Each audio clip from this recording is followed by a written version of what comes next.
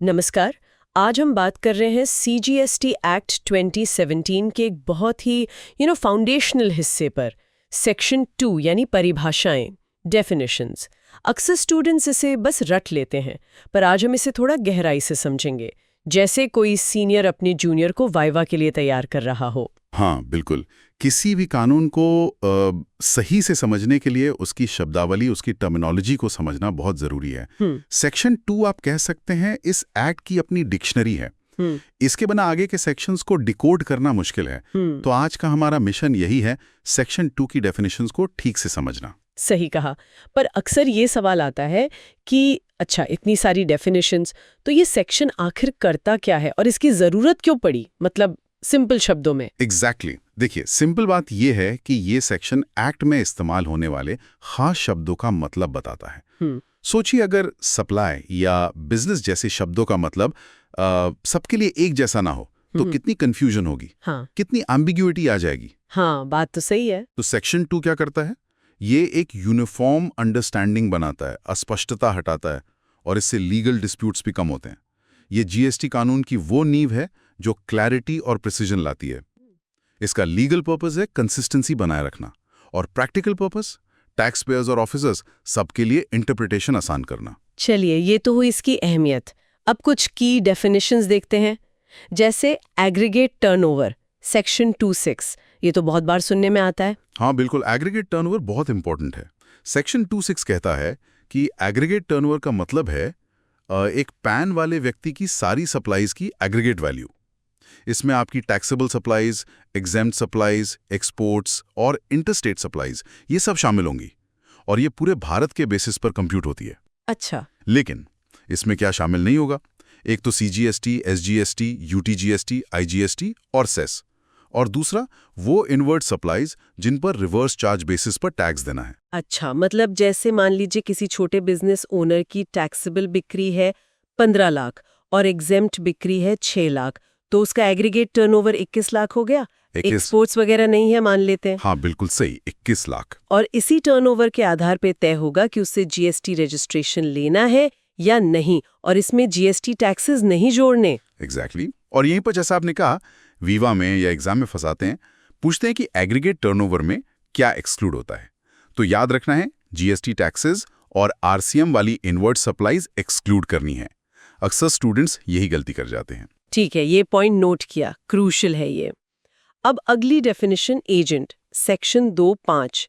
ये सुनने में तो सीधी लगती है। हाँ, परिभाषा तो सीधी है।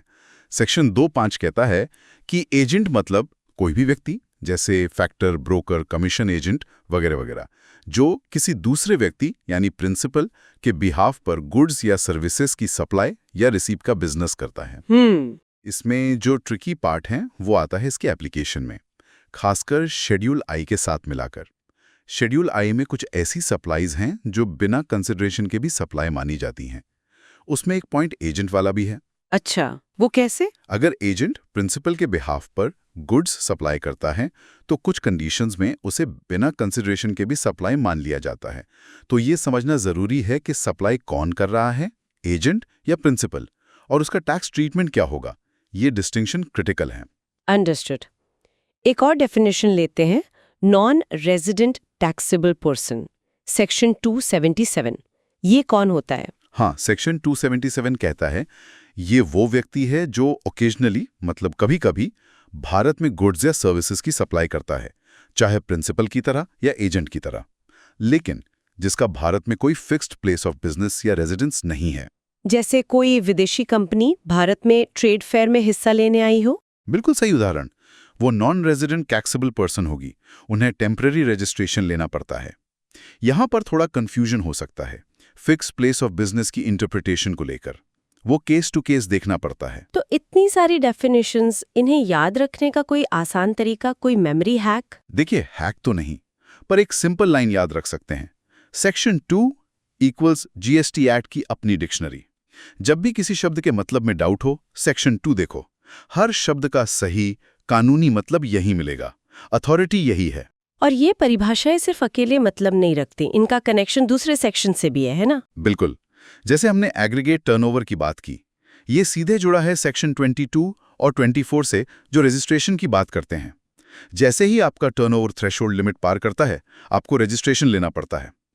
इसी तरह ये कॉम्पोजिशन स्कीम की एलिजिबिलिटी सेक्शन 10 के लिए भी रेलेवेंट है। तो डेफिनेशंस पूरे एक्ट को आपस में कनेक्ट करती हैं। और आखिर में एग्जाम्स या वाइवा के लिए कोई खास टिप, कौन सी डेफिनेशंस पर ज्यादा फोकस करें? देखिए, वाइवा में एग्जामिनर अक्सर कोर डेफिनेशंस पूछते हैं। Aggregate turnover, agent, goods, services, supply, business, person, consideration, ये सब बहुत कॉमन है। वो ये देखना चाहते हैं कि आपको सिर्फ रटा हुआ याद है या कॉन्सेप्ट क्लियर है। सिर्फ डेफिनेशन बोल देना काफी नहीं। अच्छा, खास तौर पर इंक्लूजन्स और एक्सक्लूजन्स पर ध्यान दें। जैसे एग्रीगेट टर्नओवर में क्या जुड़ता है, क्या नहीं। एजेंट की डेफिनेशन का स्केड्यूल आई से क्या लिंक है। कोशिश करें कि एक्ट की लैंग्वेज यूज करें, पर उसे अपने शब्दों में समझा भी सकें। रटने से ज्यादा अंडरस्टैंडिंग पर फोकस करें। डेफिनेशन का पर्पस समझना जरूरी है। बहुत बढ़िया, ये तो काफी यूजफुल रहा है। तो ये था सीजीएसटी एक्ट के सेक्शन 2 पर हमारा आज का विश्लेषण। उम्मीद है अब डेफिनेशंस की इंपॉर्टेंस और कुछ की टर्म्स का मतलब और साफ हुआ होगा। बिल्कुल, याद रखिए, सेक्शन 2 सिर्फ एक लिस्ट नहीं है, ये पूरे जीएसटी कानून को समझने का गेटवे है। इसे मास्टर करना आपकी अंडरस्टैंडिंग को काफी बेहतर करेगा। आज के लिए एक सवाल छोड़ जाते हैं सोचने के लिए। जैसे जैसे ई-कॉमर्स और डिजिटल सर्विसेज बढ़ रही हैं, क्या लगता है भविष्य में इन डेफिनेशंस को बदलने की जरूरत पड़ेगी या शायद कुछ नई डेफिनेशंस जोड़ने की? सोचिएगा जरूर।